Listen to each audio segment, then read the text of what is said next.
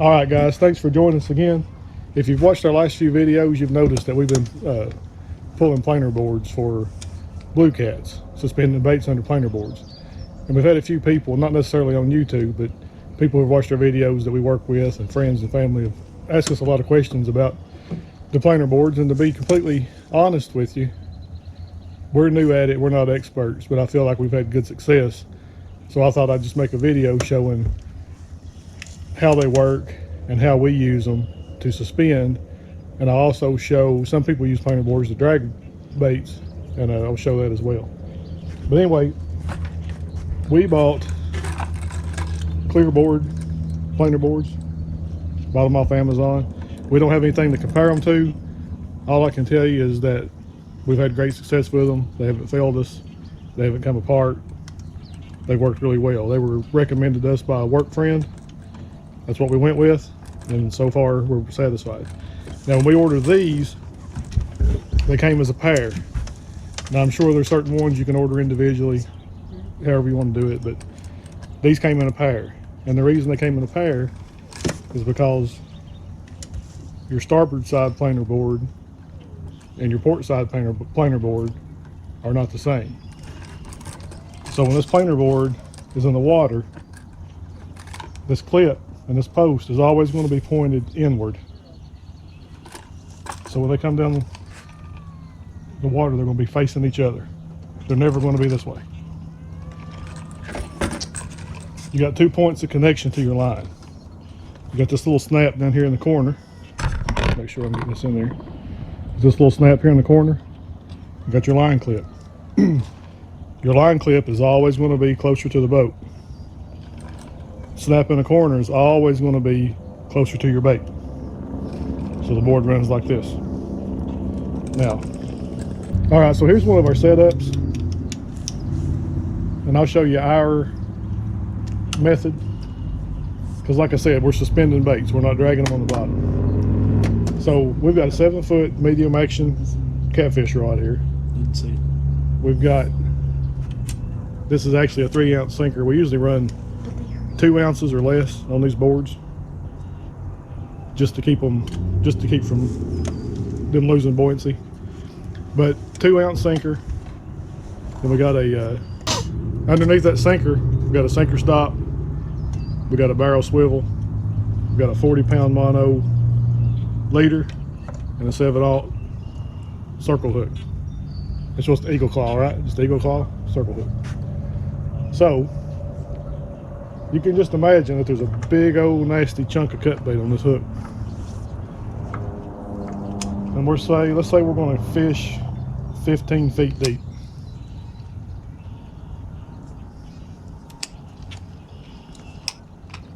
So we know the rod's 7 foot long. It's a little long, but you get the idea. There's 7 feet.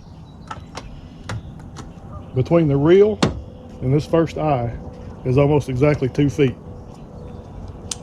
Release the bell again. So we're at 7 feet now.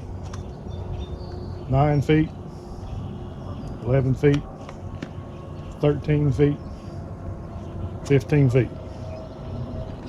Lock it down. Now we're going to take our starboard side, we're going to put left side out first. Put the starboard side board on. First thing we're going to do is we're going to attach our little snap. It just clamps together like that. Now remember, that goes toward your bait. And then on this side, we're going to clamp in our line. Now we haven't played with this much, but you can barely clamp it in right on the very end, or you can clamp it all the way in, which is kind of what we've been doing. We've been catching catfish, so they're pretty powerful. Pretty easy for them to pull that out. And there it's set up. Now how this works is between the design of the board, the weight of the bait, and the forward motion of the boat, this is going to cause this board, as we let line out, the more line we let out, the farther out it's going to go, and the farther to the side away from the boat it's going to go. So we always let our outside ones out first, because that's going to be your farthest ones out.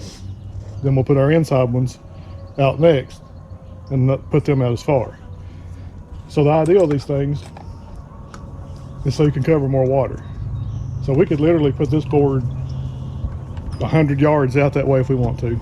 Put the next one out 50 yards out that way. Do the same thing on this side, and all of a sudden you're covering 200 yards of water all in one pass. Now, I don't know if everyone does this or not, but the key for us to get these put out is the boat needs to be moving. Now, unfortunately, we don't have a remote trolling motor yet, only because Cabela's ship to store policy has got a bad case of they can't help it right now, but we got one on the way. So Sarge's in the front. He's going to start the motor going forward. All I'm going to do is put this in the water. Just going to drop this down the water. I'm going to release the bell. What? I'm going to put this in the water, release the bell.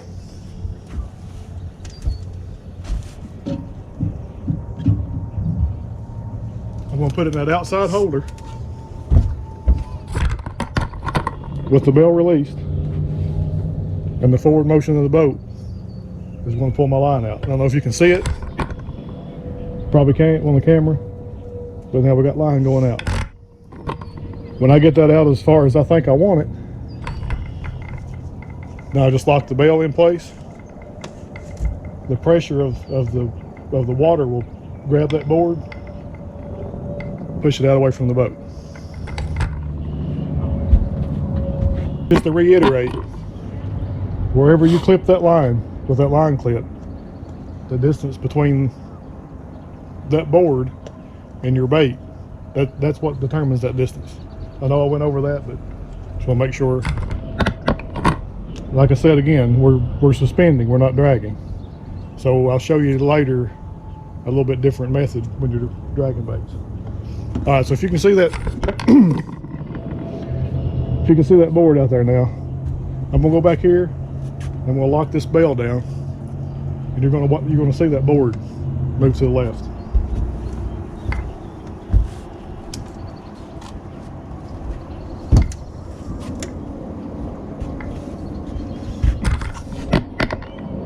See how it's pulling out now? It's planing out. That's why it's called a planer board. Now, while that one's getting in position, I'm going to set up one for the port side.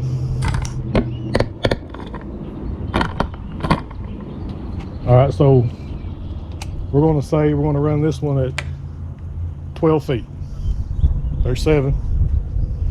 Length of the rod 7. There's 9. There's 11. Go halfway is 12.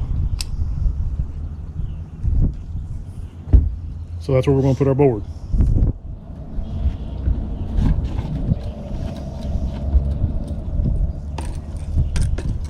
Little snap. Put it on, snap it shut.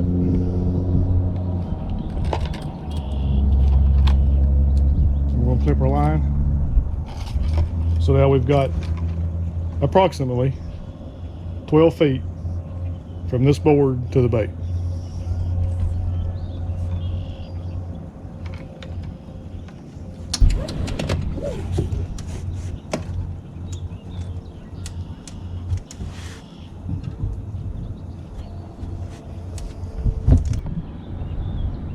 Got a rod out on the port side. Same exact thing. Got the spool released. The forward motion of the boat. It's pulling the board out. When it gets out as far as we want it, then we'll lock it down. Now look at this. Yeah. Perfect. Tail behind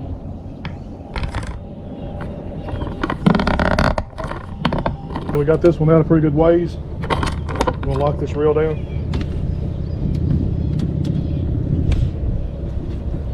So now this one's going to plane out to the left. This one's going to plane out to the right, semi-right anyway. And then what we would do we run 4 boards. So we put one more of each side on, but you wouldn't let them out as much. That way they cover water somewhere between the boat and that board. Somewhere between the boat and that board. And then if you feel like that it's not out far enough, you've already got the pressure against it, so you can just come back here, release it again, let it out some more. Or you can do the opposite and reel it back in if you think it's out too far. All right, so I reeled this one in. And another tip on how these things work: when this board's riding out there like this and that fish bites it, the force of the fish plus what it takes to pull this planer board underwater pulls that line out, just like that. So then when you're reeling this board in, it's just free on that line, so you're not fighting the board and the fish, you're just fighting the fish. All right, so I think I covered everything for suspending baits. Now, we haven't drug any baits using this method, but a lot of people do, and I understand how to do it, so I'm going to go over that as well. So what we have here, ideally, if you're going to drag baits, you'll have a dragon sinker. I don't mean like a fire-breathing dragon sinker, like a dragon sinker. I just Drag in. So we've got it on a sinker slide. We've got the sinker stop. That's its purpose is to protect the knot, to keep this from banging into the knot. Barrel swivel. Which is key. Then we got 40-pound leader. Leader probably should be a little longer on this one, but for the sake of demonstration, it's good enough. Down to the same hook. Big difference on this one. This one's rigged up as a Santee rig. The only difference between a Carolina rig and a Santee rig is the addition of a float between your swivel and your hook. That holds your bait up off the water, up off the bottom, sorry. Some people use a rattle, a float that rattles. We haven't done that yet. We probably will at some point. Now, the good thing about dragging with these is you don't have to set your depth. What you're going to do with this, you got the boat moving. We're just going to cast it out.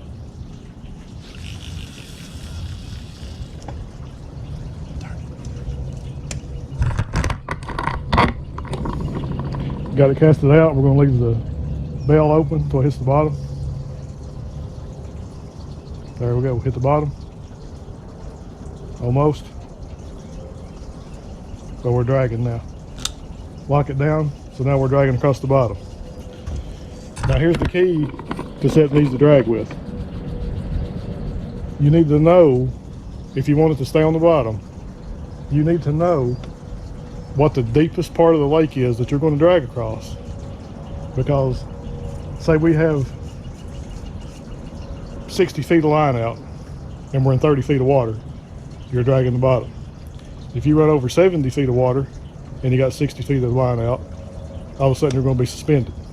So make sure you got enough line out to where you're going to stay on the bottom regardless what depth you go over. So now we're dragging our bait. I'm going to put this board on same exact way. I'm just going to do one this time. Just going to do the starboard side. Clip it on. Make sure you shut it. Good thing about these boards, if you forget to hook it up right and it comes off, it floats. Turn around, go get it. We'll weigh 5 ounces. So we got our snap on. Do the line clip on. Let it out.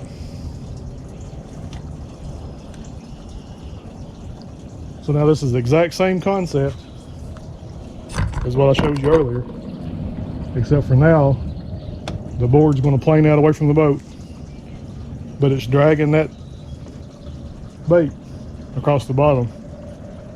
It's just spreading them out again. So you're dragging one way over there, you're dragging one over here, you're dragging one over here, you're dragging one way over there. You're covering the same water. The only difference is you're on the bottom instead of suspended. So you lock it in, watch it plane out.